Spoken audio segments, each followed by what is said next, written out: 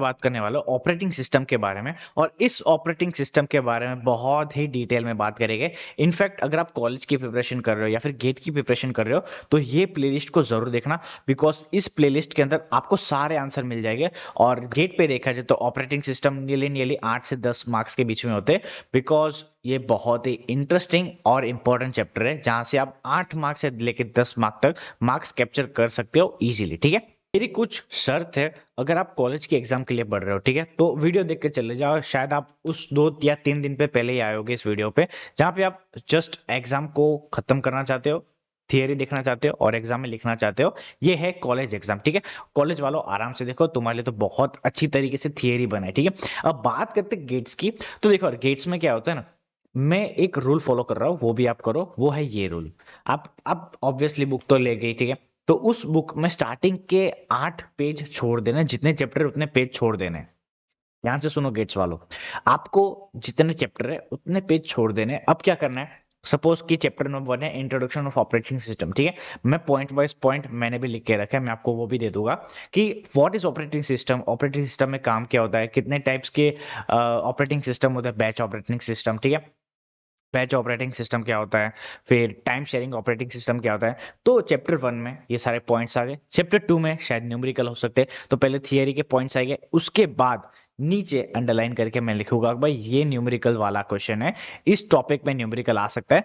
तो गेट्स वालों आपके लिए बहुत इजी हो जाएगा कि इस टॉपिक का न्यूमेरिकल हमने पढ़ लिया है और हम आराम से, ऑपरेटिंग सिस्टम हमारा कंप्लीट हो चुका है, तो आप आराम से जा सकते हो फिर एग्जाम में। ठीक है, इन पॉइंट ऑफ रिवीजन के टाइम पे भी, इन पॉइंट ऑफ आप जब पढ़ रहे हो, इन पॉइंट ऑफ जब आपको ऐसे ही पढ़ना है, तो ये सारी चीजें काम आएगी। बिकॉज हमको पता होना चाहिए कौन से चैप्टर में से क्या न्यूमेरिकल्स आ रहे हैं, कौन से टॉपिक के न्यूमेरिकल्स आ रहे हैं। And the most important thing, ये चैप्टर जो 4, 5, 6 है उसमें से न्यूमेरिकल्स आते रहते हैं, मैंने बहुत डिटेलिंग में समझा है, तो वो ध्यान से देखना। बाकी थियरी पहले देखना बहुत जरूरी है, बिकॉज जब थियरी कंप्लीट हो जाएगी ना, तब आपको पता चल जाए कि न्यूमेरिकल किस बेसिस पे आ रहा है, क्या क्या क्वेश्चन है।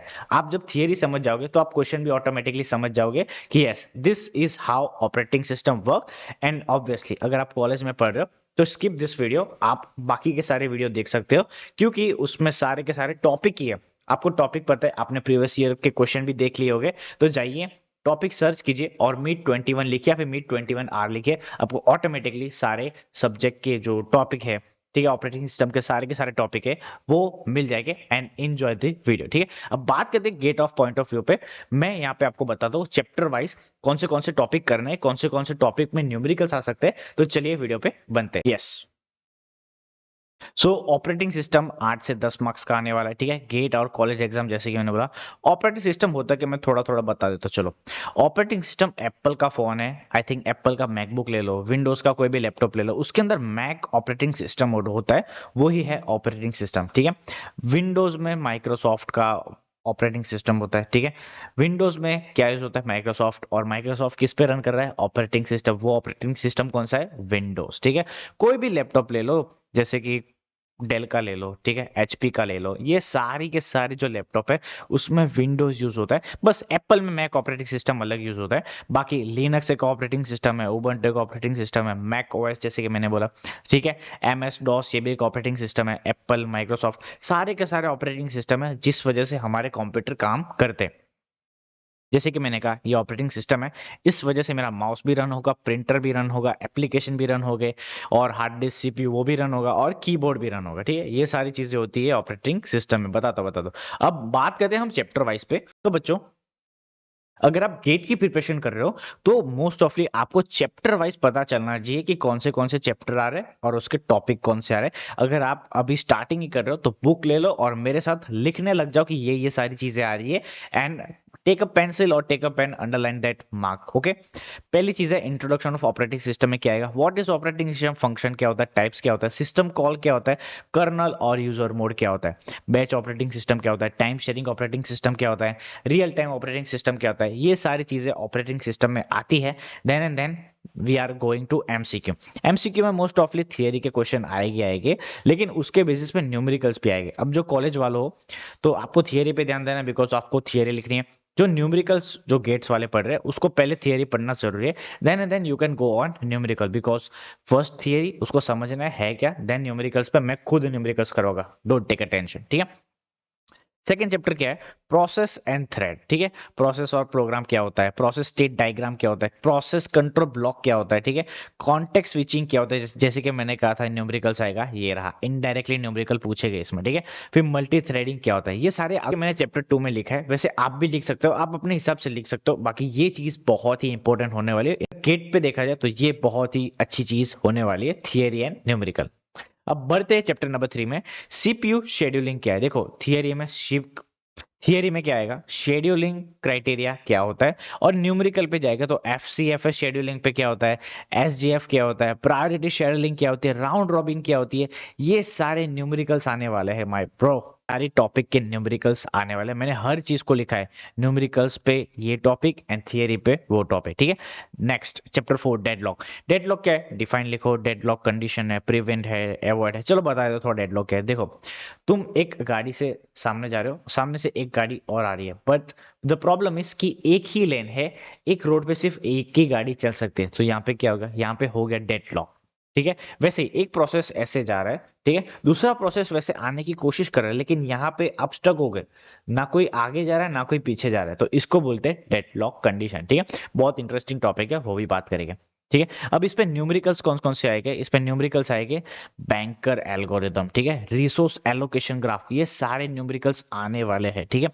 अब कॉलेज एग्जाम में थियरी मोस्ट इंपॉर्टेंट है, गेट में इसके जो numericals, banker algorithm, banker algorithm theory wise exam में पूछी जाती है, और ऑब्वियसली न्यूमेरिकल्स में भी पूछा जाता है, तो that's a most important thing, ठीक है। अब बढ़ते हैं नेक्स्ट चैप्टर नंबर 5 पे, मेमोरी मैनेजमेंट। लॉजिकल मेमोरी क्या होता है, फिजिकल एड्रेस, लॉजिकल एड्रेस क्या होता है, फिजिकल एड्रेस क्या होता है, ठीक है। पेजिंग क्या होता है, सेगमेंटेशन क्या होता है, पेजिंग और सेगमेंटेशन बीच का फर्क क्या होता है, वो भी मैं आपको समझाऊंगा। अब आ गया वापस न्यूमेरिकल, एड्रेस ट्रांसलेशन, इसमें एड्रेस ट्रांसलेशन कैसे यूज होता है वो भी मैं आपको बताऊंगा। नेक्स्ट चैप्टर नंबर 6, इसमें वर्चुअल मेमोरी क्या होती है, क्या वर्चुअल मेमोरी क्या होती है, उसका कॉन्सेप्ट समझेंगे, फिर डिमांडिंग पेज समझेंगे, फिर ट्रैशिंग समझेगे, फिर उसके बेसिस पे जो न्यूमेरिकल है, पेज फॉल्ट कैसे कैलकुलेशन करेंगे, फीफो पेज को रिप्लेसमेंट कैसे करेंगे, एल आर यू पेज को रिप्लेसमेंट कैसे करेंगे, ठीक है, ऑप्टिमल पेज को रिप्लेसमेंट कैसे करेंगे, ये सारी चीजें गेट में एज पर न्यूमेरिकल पूछी जाती है। The next, file system. File system में मोस्ट ऑफली थियरी आती रहती है, उसमें बहुत कुछ न्यूमेरिकल होते नहीं है, ठीक है।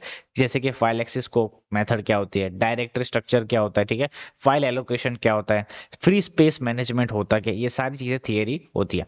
Next, disk scheduling. अब डिस्क शेड्यूल में ये एक थियरी, डिस्क शेड्यूलिंग का कॉन्सेप्ट क्या होता है, इसमें न्यूमेरिकल भी आते हैं, सीएफएस के बेस पे आता है, एसएसटीएफ के बेस पे आता है, फिर स्कैन पे आता है, फिर सी स्कैन आता है, और लुक, ये सब नॉर्मल नॉर्मल जो कॉमन न्यूमेरिकल होते हैं इस पे बेसिस पे होते हैं इन द गेट, ठीक है। Next 9 chapter, input output management. Hardware क्या होता है, इनपुट आउटपुट का, डीएमए क्या होता है, इंटरप्ट क्या होता है, ये टॉपिक है, बहुत ही इंटरेस्टिंग टॉपिक है।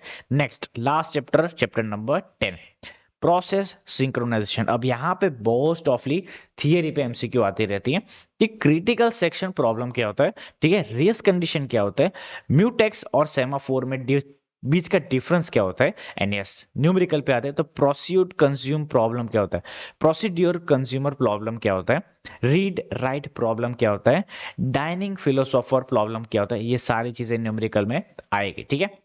प्रिपरेशन कर रहे हो तो एक बुक उठा लो, ऑपरेटिंग सिस्टम की अलग नोटबुक, ठीक है, टेक्स्ट बुक की भी जरूरत नहीं है, यहाँ पे जस्ट मैं जो थियरी समझाऊंगा उस थियरी को आप अपने हिसाब से नोटबुक में लिखना, ठीक है। पहले के 8 से 10 पेज छोड़ दो, बिकॉज ऑफ चैप्टर वाइज आपको टॉपिक लिखना है, सब टॉपिक लिखना है, न्यूमेरिकल्स लिखना है, ठीक है। और एक चीज करनी है, यहाँ पे बाजू में आपको 4 बॉक्सेस बनाने हैं, ठीक है। 4 बॉक्सेस इसलिए, जैसे कि आप चैप्टर 1 आपका कंप्लीट हो चुका है, ठीक है, तो आप यहाँ पे टिक मारोगे कि हाँ चैप्टर 1 मेरा एक बार खत्म हो चुका है, ठीक है, देन चैप्टर 2 एक दूसरी बार खत्म हो चुका है, तीसरी बार खत्म हो चुका है, चौथी बार खत्म हो चुका है, you are taking more revision, ये 4 बार रिविजन कर लो, ऑटोमेटिकली 8 से 10 मार्क आपके गेट्स में क्लियर हो जाएगा, ठीक है, दिस इज माय गारंटी, ठीक है। बाकी प्लेलिस्ट देखो, एंजॉय करो, और एंजॉय करते करते पढ़ना, बहुत स्ट्रेस लेके नहीं पढ़ना है, ऐसे आप थियरी देख लोगे तो ऑटोमेटिकली एंजॉय करोगे, मेरे सेशन कुछ ऐसे ही होते, ठीक है। मिलते हैं आपको नेक्स्ट वीडियो में, तब तक के लिए